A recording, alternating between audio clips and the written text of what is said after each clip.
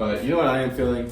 Our pick'em. So, going over last week's results, me and Chuck both went 2-3. We both picked the Rams, lost. We split the other two games. We both lost our upset picks, and we both hit our locks. So, we're going to run it back. Let's see. We got our first 3 games on the slate, and our first one is the Thursday night banger. Oh, it's going to be awesome. Between the Chiefs and the Chargers. I am super excited for this game. I got a late work shift on that Friday, so I get to stay up and watch it, which is going to be amazing. That's good. But, Chuck, removing your bias, who you got? See, Chet, I love how you said that. I'm not going bias here. I think Kansas City wins. Keenan Allen's out. Like, that's their number 1 receiver for the Chargers. Yes, they have all pros on the edge on the defense.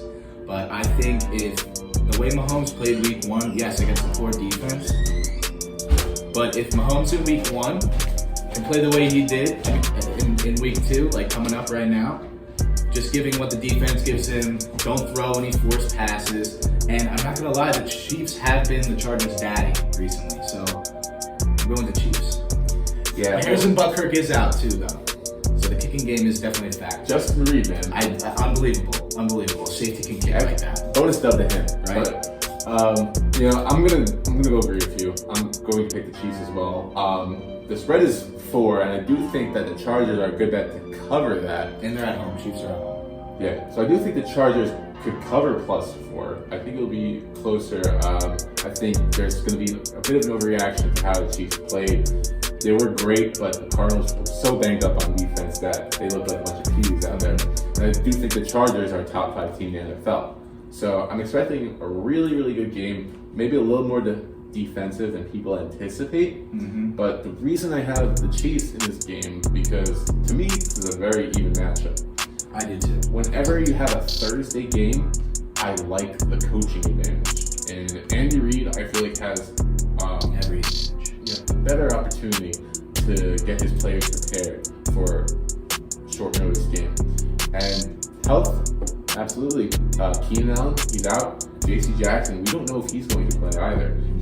If he can't play, then Chiefs receivers are going to run amok. So there you go. That's the new word, amok. Anyway, so we both got Chiefs. Next game is one that used to be historically a great matchup back in old Roethlisberger Brady days, but now we got Trubisky versus Mac Jones in Pittsburgh versus New England. One of the tightest spreads of the weekend at -1.5. So who you got in this tight matchup? I'm going to go with the home team. They're fired up after a win at Bengals for week 1. Just squeezed it out too, though. And I thought the defense played pretty well without a TJ Watt in the second half and at the end of the game. And I don't know if New England's there offensively as a whole. Like, they do have the run game to rely on, but they also, like, Mac Jones now has this back spasm thing. He's all right, but you know if he's gonna get pressured all day, you know he's gonna tighten up and he's not gonna make the right read. So I think the Pittsburgh pressure gets to him, and Micah Fitzpatrick and the boys on the back end, they cover all the New England poop receivers. So I'm gonna go with Pittsburgh. Yeah, I can respect that pick. I don't really have a strong conviction on this game, but the Steelers are in a really tough spot with this one. So they just came off a grueling overtime win. They needed all 70 minutes to get that W. And then after this game, they gotta play a Thursday night game against Cleveland. It's gonna be hard for them to give their all to this game. And then you add in the fact that TJ Watt is now out. Before TJ Watt was injured, the Steelers blitzed less than 15% of the time because they didn't need to. Watt was getting to the quarterback by himself.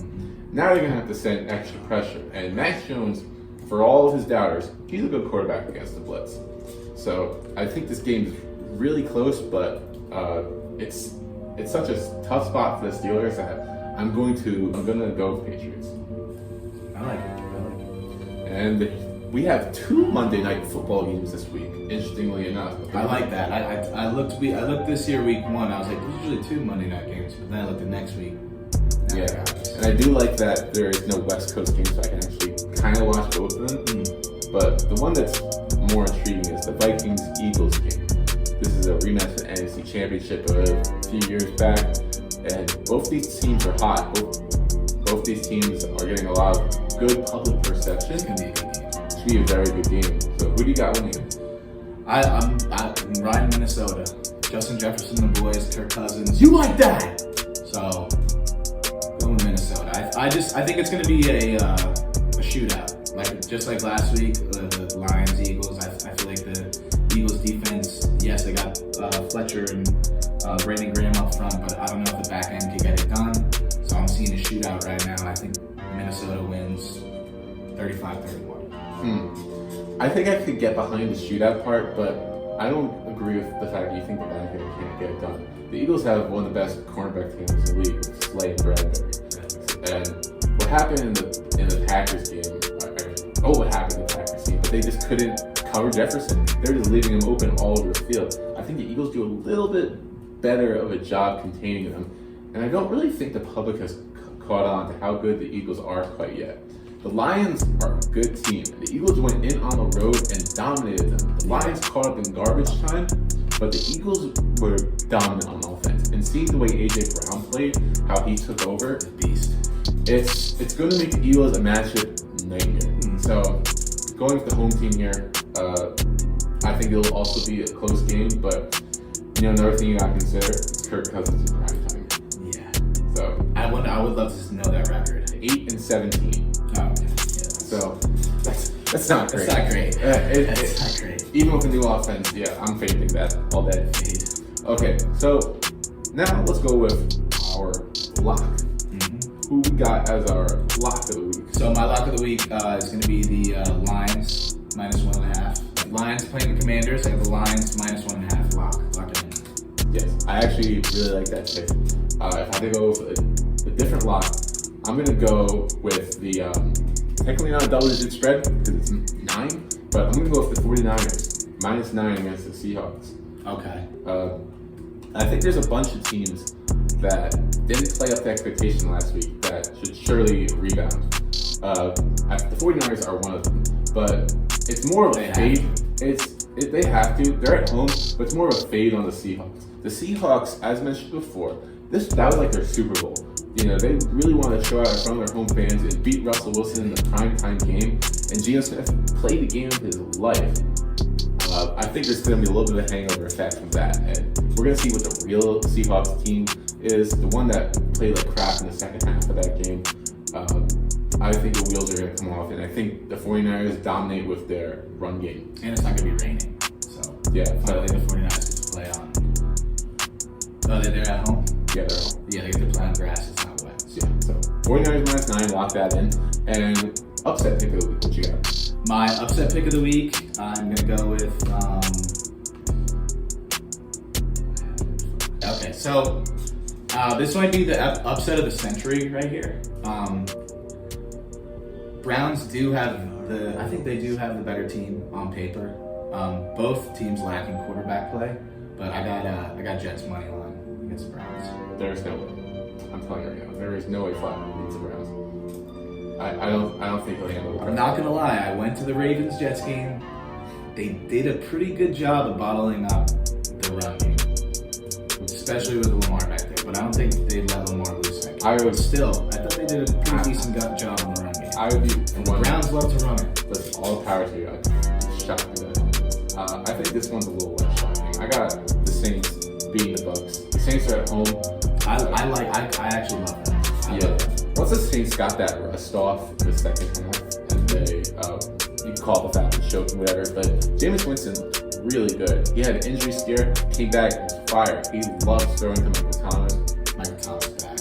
And the real concern here for me is the Bucks. They took advantage of a depleted Cowboys team, so people are going to overrate them a little bit. 100%. Their offensive line with Donovan Smith out now, and you got Godwin now missing this week. The Bucks offense is going to have a tough time scoring, like at least more than they usually do. Yeah, it's not going to be 4 field goals this time. No, they're going to give up a lot of pressures, and the Bucks always seem to drop games to the Saints at least once a year, even when Brady was playing. So I think this is a prime spot for an upset. Bonus upset, I also like the Dolphins to beat the Ravens on the road, but I'm more confident in the Saints, so the Saints will be my official upset. All right.